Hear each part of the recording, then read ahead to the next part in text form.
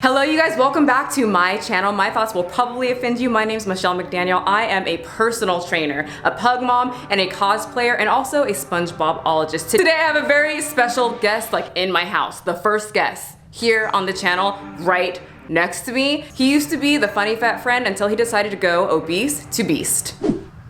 You can get in here now. Unfortunately, he's a little underdressed. He's not very appropriate for this channel, and I think, what do you guys say we get him into cosplay? Oh, you're Spider-Man? Yeah. That's a little awkward because... Well, I guess great minds think alike, you know? Okay, so for anyone who doesn't know who this is, can you please introduce yourself to anyone who doesn't know who you are? Yeah, so my name is Peter Parker. I'm your friendly neighborhood Spider-Man. Friendly neighborhood Spider-Man. My name is John. I make YouTube videos as well. So the channel name is Obese to Beast. So a little bit about me. You've actually talked about, which I appreciate. We are friends. Yeah, we are friends. I told you guys we are friends. She proved to me that she wants to be friends with me. So I make videos about weight loss mainly. So my story was I used to be 360 pounds when I was 20 years old, you know, morbidly obese, to a point where my life was very much so being affected by that. And, you know, I decided to lose weight. And now with my channel, I just try and share, you know, information, knowledge, and more recently commentary about, you know, things that I don't agree with. So I would say if you enjoy Michelle's videos, you would hopefully enjoy mine. They're definitely, most of them are based about weight loss, just because I feel like that's where my, I don't want to say expertise, but that's what I'm familiar with, so today we have two different things that we're gonna do in this video. Well, three different things. We are cosplaying. That's a must. I have always wanted to do this. Like, have you really? Okay, always is a lie. But the past, like, since Tom Holland started being Spider-Man, people have said I look like him. While I'm not sure how much I agree with that. We'll pop the picture right here. Yeah. I just thought it would be fun. So when you were like, I'm gonna buy you a Spider-Man suit. I bought it for her. That's how much of a friend I am. Like, when we wanted to collaborate, I was like, okay, two questions. Can you come over? Mm-hmm. And do you want to cosplay? So we're gonna talk about, well, we're cosplaying, that's one. Two, we're gonna talk about the new documentary called Fat-Topia. I haven't seen it yet, but he has. I've been waiting to start my period. You guys know I have endometriosis, so I'm waiting till I'm like in bed for 3 days, so I have stuff to do. But he's seen it. We're gonna actually talk about a few comments that I saw. And then the third thing we're gonna do is gonna answer your questions that you guys had for John, Obese to Beast. Since I haven't seen it yet, John's gonna tell you a little bit about Fat-Topia. So Fat-Topia is, I will say without a doubt, it's more skewed for people that maybe believe what we believe. Right. With that, you know, health at every size. It's very hard to be healthy at 400, 500 pounds, right? So the documentary is mainly based around that concept, health at every size, and it's definitely skewed more towards what we believe. Because any documentary that you see, they have a agenda, narrative, right? Yeah. So their agenda, their narrative is they pretty much agree with what we think. But it was really interesting. It's a very interesting take on it's not a new movement, but I feel like it's gained a lot of traction recently of the health at every size movement. So it does a lot of, you know, trying to talk to influencers that are, you know, overweight, some morbidly obese, and he tries to kind of understand where the movement is coming from and kind of what they're trying to accomplish. I would say is the main, that's like the backbone of the gist of it. So that sounds very I think it sounds nice to just see everyone's point of view. Now there's a page that I just saw it, and I don't know if you just saw it. I saw it a few days ago, yeah. Yeah, it's called, what is it called? Boycott Fat-Topia. Yeah, Boycott Fat-Topia, who just came through the grounds of the earth at full force, really pissed off about this new documentary. So what I want to do is just read a lot of the posts from that page, and then I'm gonna give you guys homework. We're all gonna watch Fat-Topia. We're a little behind. John already seen it, so we have to go watch it. And then we're gonna decide if this page is justifiably upset. So before we get started, they made a post about Alan from Every Damn Day Fitness, and so I'll read the first part. Every Damn Day Fitness is one of the most fat-phobic creatures on any platform, and yet I've got too far. So Alan said, being obese statistical factually leads to dramatically shortened lifespan, as well as associated suffering and pain in the years before that death. Calling someone fat-phobic is not an insult. You're implying their common sense and survival instincts are working in a synergistic fashion. And I think we both can agree that we are fat-phobic in a sense that we don't want to be obese. Yeah, the whole page, right, is about boycotting Fat-Topia. So I'm curious if the person's seen the whole movie, and two, like, if you are really, I mean, to me, it's like they're promoting this. They are, you know? Because when I saw this, I was like, oh, I kind of want to watch the video now and see like what they're talking about. Is it really that horrible? Because in the comment section, someone responds and says, he also likes to troll fats and send his followers to troll them. He's a real shithead. I don't even think they watched the movie. I don't think they even read anything that Alan said. So their conclusion is kind of not even valid. So Boycott Fat-Topia posted, for those who are wondering who worked on this F-grade doco, here they all are.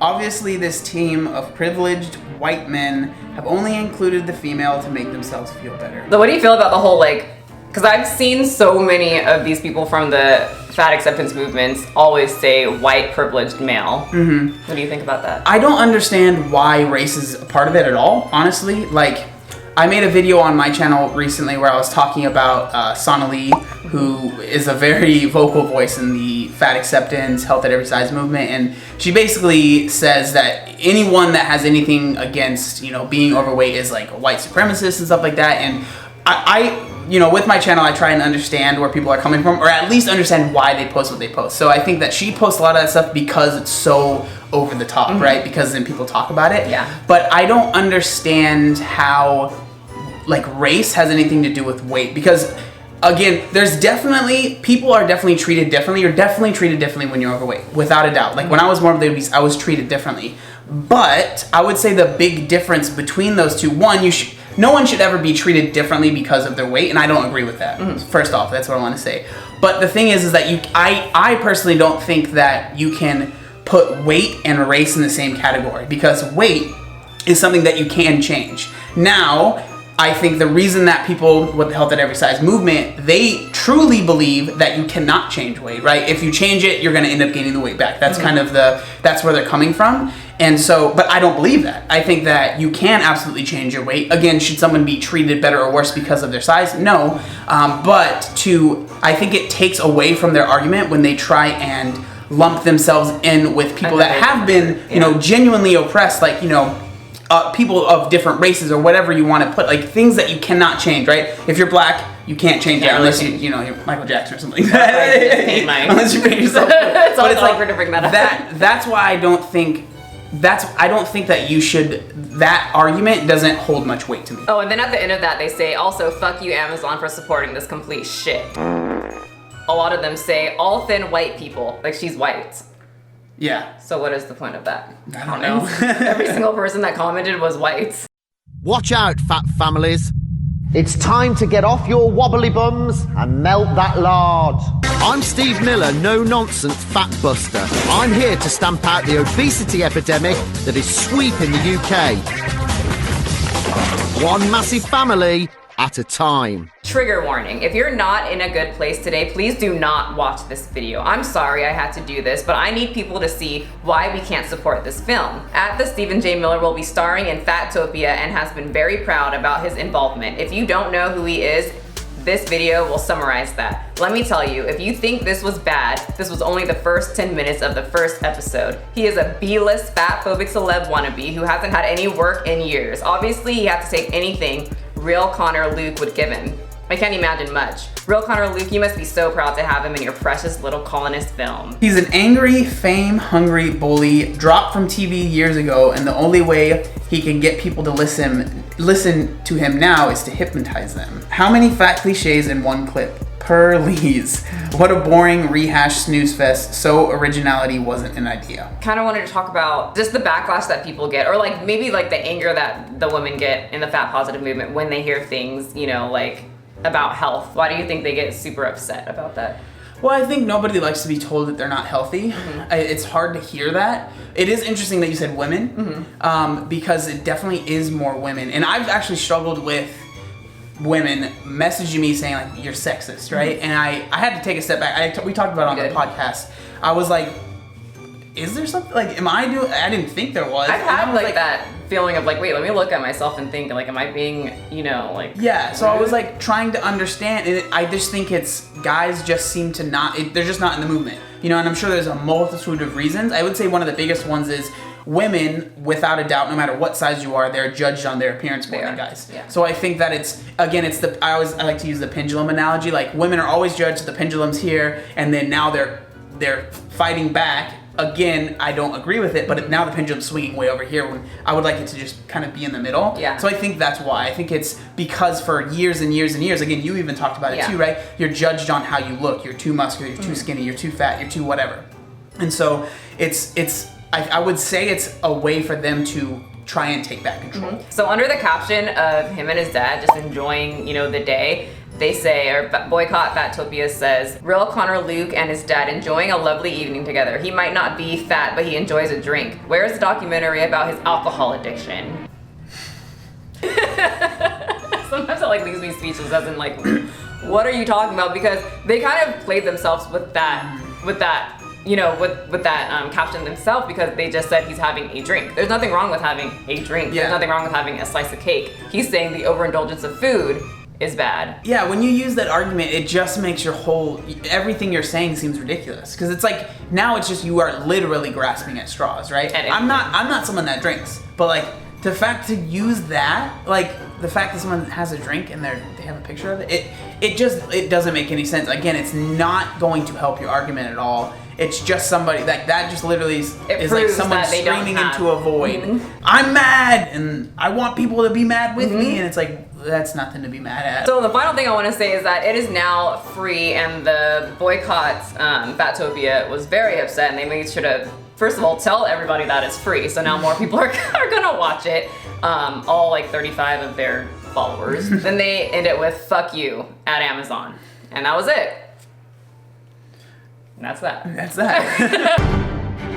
What were you insecure about when you were obese, and are you still insecure about that? Oh, that's a good question. I would say my biggest insecurity was being smelly, because I sweat a lot. I sweat actually a lot more now, but I still sweat a lot then, and it was a lot there's definitely, without a doubt, there's a stigma that bigger people smell and are gross and slobs, right? So I would shower all the time. Showers took a lot longer, so they don't take as long anymore. But that's still something that not that it's insecure about, but because of how much I work out. I would take 2 to 3 showers a day because of how much I work out. I was telling you, I sweat I'm sweating now. That's why I'm Yeah. I'm not trying to move. This my spider suit. Is it getting pretty wet in there? It's marinating right now. Ew. What motivated you to go from obese to beast? So I've actually talked about this recently. There's a whole story, I went to a wedding and felt like I was gonna pass out. So that was really scary, the fear of that. Yeah. But then I came back, saw the pictures, I was like, oh my gosh. So at that time I was wearing a size 5XL shirt, 56-inch waist. But that wasn't when I changed. It was actually watching Miami Ink. And I have tattoos and stuff, but I only had some on my forearms when I was watching that, because I didn't want to get more, because I was I always wear shirts that come down to here basically, right? And always wear shorts that came down to my ankles, because the shorts were so long. And so I been watching it, and a guy that came on that had lost a lot of weight, and they asked him how he did it, and he basically just moved more, ate better, right? But I remember at that moment I just was I'm ready, It's like a light bulb kind of. It was, I call it my click moment. Do you have a food that triggers a binge eating episode, or do you have to stay completely away from said food? My trigger food is Little Caesars pizza. I'll eat 5 pieces of pizza and a bag of crazy bread if I'm not careful. It doesn't sound like a lot, but I'm not much taller than Michelle. Short people. I can pretty much eat whatever I want now. It wasn't always like that. Yeah. I definitely had to, at a time, I talk about it on my channel, but instead of, I don't like using the word restrict, but I had to show a lot more restraint with certain foods. But now I can pretty much have anything, as for me, a big reason why I don't have certain things, why I want to eat pizza, is because I know how I'm going to feel afterwards. It's not I'm going to put on a bunch of weight, because calories are calories, right? So obviously pizza is unhealthy from what most people would describe as unhealthy, but for me, I just don't eat it because I knew, one, I'm not going to eat one piece because I need a lot of food. I eat 4,000 calories a day right now. Yeah, I saw that. I'm jealous. So yeah, if I'm eating one slice, it just would be kind of a waste to me. So I know that if I ate that, I wouldn't feel good afterwards. So that's kind of what makes me not want to eat certain foods. How is dating different from when you were obese to now that you're a beast? Well, it didn't happen when I was obese. Really? Yeah, I never had a girlfriend when I was heavier. For me, I was always the guy that was in the friend zone, because I would go up to like the prettiest girls, and that's like, this might sound bad, but you know, whatever. I'm just gonna be honest. Like, even when I was obese, I wasn't attracted to obese women. No, what? Yeah, I just wasn't. And you get that a lot, though. Yeah, so you know, it is what it is. Everyone's attracted to different people, but like who I'm attracted to never really changed. So I just didn't have options when I was bigger because who I actually liked had no interest in me. So I can't really answer that because I didn't have any. Oh, okay, so this guy's really cool. He actually lost quite a bit of weight. He was a very large dude. His name's King SPK, and I'll link his stuff right too if you guys want more people to follow that lost like mass amount of weight. But his question is, please ask him how he handled haters who talked about his physique even after losing all the weight. For me, I don't know, it just doesn't bother me. Like, if someone has something to say about my loose skin, like to make fun of it, which I'm assuming is what he means, it just doesn't bother me because I know the work that I put in to earn that, you know, that's kind of how I see it. And so I've put in a lot of work and I enjoy putting in that work. So like if someone wants to discredit that, that's fine, but they can never take away what I know I've put in, you know, for this. A lot of work. Yeah, so it's like, if they want to say what they want to say, that's fine. But I would say most people would be like, yeah, you're kind of a jerk. So for me, that's all I really need. I think it's just being on the internet and people are going to say whatever they say and you can't really take it to heart. Oh, how did you feel with family sabotaging your weight loss effort? I was really lucky that my family, they were scared for me. Oh. Like my mom, she talks about how she felt responsible for my weight, right?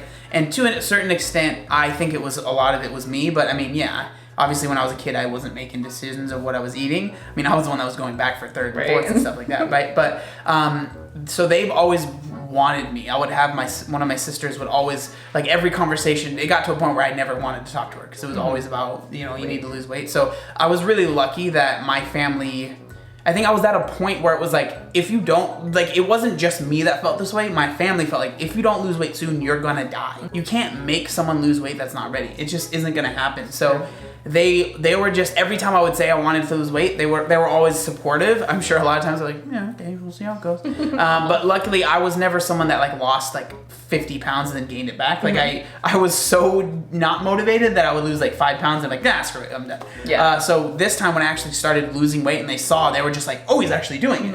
And so they were just excited. So I don't have too much experience with that. But I would say like to somebody that might be struggling with not having a supportive community, whether that's, you know, with your family and stuff like that, your friends, try and find a community that is supportive because I think that is unbelievably important. Yeah, so our last question is, where do you see your channel going in the next year? That's a good question. So it's definitely changed in the last year. It's more like kind of commentating on, you know, things that maybe I disagree with or just that are interesting to me. I really enjoy that and that's newer for me. So I wouldn't be surprised if it stayed pretty similar to that. But you know, just making things better, doing a better job at that. And then like I do like to share when I do things that I think are interesting. Like I recently ran a marathon ride, so I had a whole series that was based on that. So like whenever I do things like that, I like to have little series on that because I don't want my channel always to be like commentary on other people.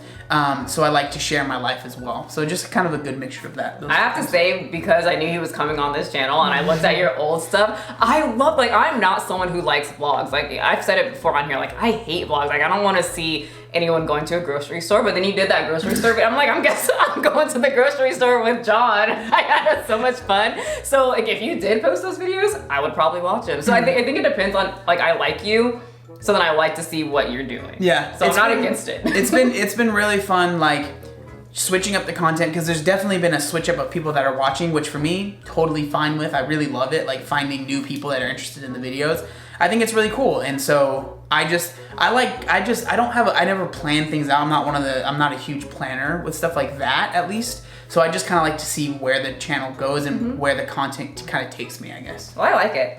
I like your channel. Thank you. I like your channel. Thank you. Last question is from me. No, actually I have a couple questions. Okay. What do you think about me making you in The Sims? I love it. And then 2, the question that everyone's been waiting for, on the edge of their seat, what's your favorite anime? My favorite anime? Dragon Ball Z. Because I didn't get too much into Dragon Ball.